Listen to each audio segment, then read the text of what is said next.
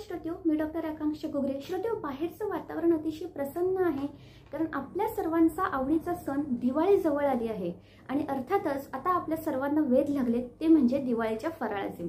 श्रोत्यो, दिवाळीचा फराळ हा पचायला जड, तेलकट आणि तुपकट असा असला तरी ह्या वातावरणामध्ये त्याचं पचन हे अतिशय उत्तमरित्या होतं।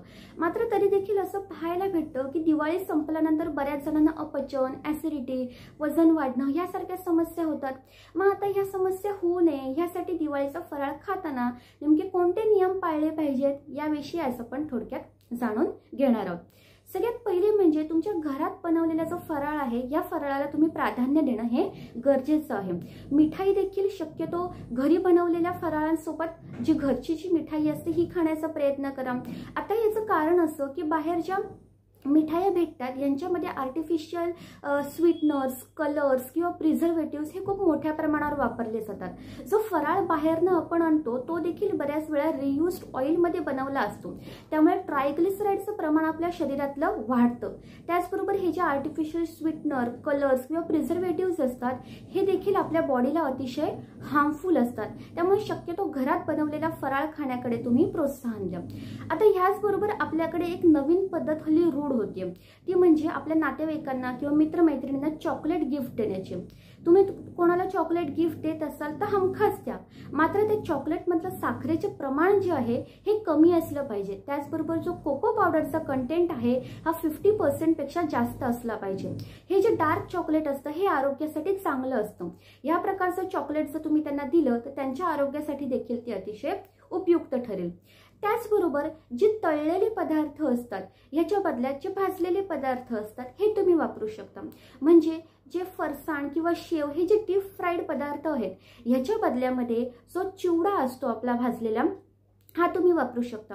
आता चिवड्यामध्ये देखील तेल वापरलं जातं, मात्र हे जे तेल असतं हे कमी प्रमाणामध्ये असतं।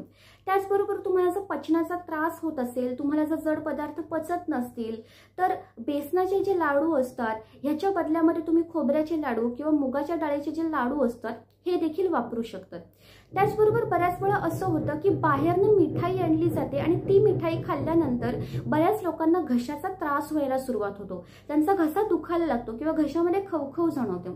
असा जर तुम्हाला त्रास झाला तर थोडंसं गरम पाणी जर तुम्ही घेतलं तर त्यामुळे तुमच्या घशामध्ये वॅसोडायलेटेशन होईल आणि हा जो त्रास असतो हा कमी होईल। त्याचबरोबर दिवाळीचा फराळ हा पचायला जड असतो, त्यामुळे फराळ खाताना त्याबरोबर देखील जर तुम्ही कोंबट पाणी पिलं तरी देखील फराळ पचायला मदत होईल। आता दिवाळीचा फराळ खाण्याची योग्य वेळ नेमकी कुठली तर सकाळी जो नाश्त्याचा टाइम असतो किंवा जो ब्रेकफास्टचा टाइम असतो या टाइमाला तुम्ही अगदी पोटभर जरी फराळ खाल्ला तरी त्याचं पचन हे अतिशय सहज रीतीने होतं, त्यामुळे ह्या टाइमाला फराळ करण्याचा तुम्ही प्रयत्न केला पाहिजे। त्याचबरोबर हा जो फराळ असतो हा खाताना तुम्ही तो हळूहळू खाल्ला पाहिजे। आता हे फक्त फराळाच्या बाबतीतच नाहीये बरं का, इतर वेळेला जेवताना देखील तुम्ही बऱ्याच वेळा ऑब्झर्व केलं असेल की ज्या वेळेला तुम्ही घाईघाईने अतिशय जेवत असतात त्यावेळेला तुमच्याकडनं खूप जास्त प्रमाणामध्ये जेवलं जातं आणि ज्यावेळेला तुम्ही हळूहळू जेवत असतात त्यावेळेला तुमच्याकडनं कमी प्रमाणामध्ये जेवलं जातं। आता याचं कारण असं असतं की आपल्या मेंदूमध्ये सटायटी सेंटर्स असतात, म्हणजे जिथनं भूक आपली भागली आहे याची जाणीव आपल्या शरीराला होत असते। आता ज्या वेळेला तुम्ही फटाफट एखादी गोष्ट खात असता, घाईघाईने खात असतात त्यावेळेला हा जो सिग्नल असतो हा हळूहळू येत असतो, त्यामुळे काय होतं की तुमच्याकडनं जास्त प्रमाणामध्ये खाल्लं जातं। त्यामुळे फराळ हा तुम्ही हळूहळू त्याचा आनंद घेऊन खाल्ला पाहिजे। त्याचबरोबर आता दिवाळीच्या दिवसामध्ये ज्या वेळेला एवढ्या सगळ्या कॅलरीज तुमच्या इंटेक होणार आहेत, आता ह्या बर्न होणं देखील गरजेचं आहे। आपल्याकडे जे अभ्यंग केलं जातं याच्यामुळे ह्या कॅलरी बर्न होतात, मात्र तेवढं पुरेसं आहे का तर नाही, तेवढं पुरेसं नाहीये। त्याचबरोबर तुमचा नियमित व्यायाम होणं हे देखील तितकंच गरजेचं आहे। आता हा व्यायाम मग किती वेळ करायचा तर कमीत कमी 30 मिनिटं तरी तुमचा व्यायाम झाला पाहिजे। गरजेचं नाही आहे की तुम्ही खूप हेवी व्यायाम केला पाहिजे, नुसतं चालणं देखील पुरेसं आहे। ह्याचबरोबर आणखी एक गोष्ट जी आपल्याकडे होते ती म्हणजे दिवाळीचा फराळ हा भरपूर प्रमाणामध्ये केला जातो आणि दिवाळी संपल्यानंतर जवळजवळ 2 ते 3 महिने हा फराळ रोज खाल्ला जातो। तर अशी चूक देखील करायची नाहीये। दिवाळीचा फराळ हा दिवाळीच्या 5 दिवसांमध्येच खाल्ला गेला पाहिजे, तो 2 ते 3 महिने खायचा नाहीये। आता याचबरोबर एक आणखीन एक गैरसमज आहे हा फक्त दिवाळीच्या फराळाच्या बाबतीतच नाही मी तुम्हाला सांगणार, इतर दिवशी देखील हा गैरसमज पेशंटमध्ये खूप असतो. म्हणजे एखाद्या वेळेला अपचन किंवा पोटाची एखादी समस्या घेऊन पेशंट ज्यावेळेला माझ्याकडे येतात आणि ज्यावेळेला मी त्यांना विचारते की आदल्या दिवशी नेमकं काय झालं, तर तेव्हा ते मला असं सांगतात की मी फॅमिलीसोबत कुठेतरी बाहेर हॉटेलमध्ये खायला जाणार होतो. मग आता फॅमिलीबरोबर हॉटेलमध्ये खायला जायचं म्हटल्यानंतर खूप तेलकट तुपकट जड पदार्थ किंवा बाहेरचं खूप खाणं होणार होतं. त्यामुळे मी काय केलं, मी सकाळी काही खाल्लंच नाही. म्हटलं की एवढं नंतर जड पदार्थ खाणं होणार आहे तर आपल्याला त्याचा त्रास होऊ शकतो, म्हणून मी दिवसभरात काहीच खाल्लं नाही.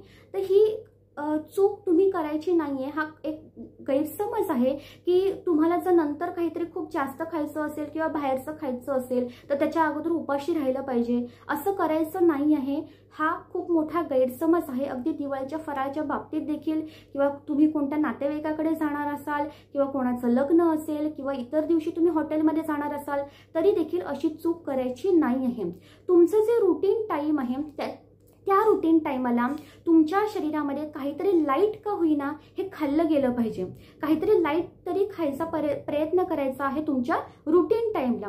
आणि त्यानंतर जर तुम्हाला कुठे बाहेर जायचं असेल तर ते तुम्ही जाऊ शकता. हॉटेलमध्ये जाणार आहात तर त्या टाईमला तुमचं खाणं हे जास्त होणार आहे, म्हणून त्याच्या आदल्या दिवशी किंवा त्या दिवशी तुम्ही कमी प्रमाणामध्ये खाल्लं तरी चालेल, मात्र ते लाईट काहीतरी रुटीन टाईमला खाल्लं गेलं पाहिजे. हे खाल्लं जाणं हे अतिशय गरजेचं असतं. कारण काय होतं की बऱ्याच वेळ उपाशी राहिल्यामुळे आपल्या शरीरामध्ये ग्लुकोजची कमतरता झालेली असते आणि अचानकपणे ज्या वेळेला तुम्ही एखादा असा पदार्थ खाता, म्हणजे समज मिठाई खाता किंवा दिवाळीचा फराळ आपण पकडून चलू, हा तुम्ही अचानकपणे खाल्ल्यावरती तुमच्या शरीरावरती जो ग्लायसेमिक इंडेक्सचा लोड येतो हा खूप मोठ्या प्रमाणावर येतो आणि अचानकपणे हा शरीरामध्ये बदल घडतो आणि त्यामुळे काय होतं की बऱ्याच वेळा त्रास होतो. तर अशा प्रकारचा त्रास होऊ नये यासाठी तुमच्या रुटीन टाईमला थोडंसं का होईना काहीतरी खाण्याचा प्रयत्न करा. आणि त्यानंतर तुम्हाला जे काही दिवाळीचं खायचं आहे, जे कुठे हॉटेलमध्ये जायचं आहे, तर हे सर्व तुम्ही करू शकता.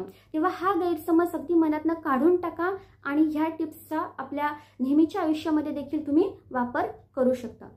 तुम्हाला आणि तुमच्या परिवाराला श्रीकृष्ण होमिओपॅथीतर्फे दिवाळीच्या खूप खूप शुभेच्छा. भेटूया आपल्या पुढच्या व्हिडिओमध्ये. तोपर्यंत नमस्कार.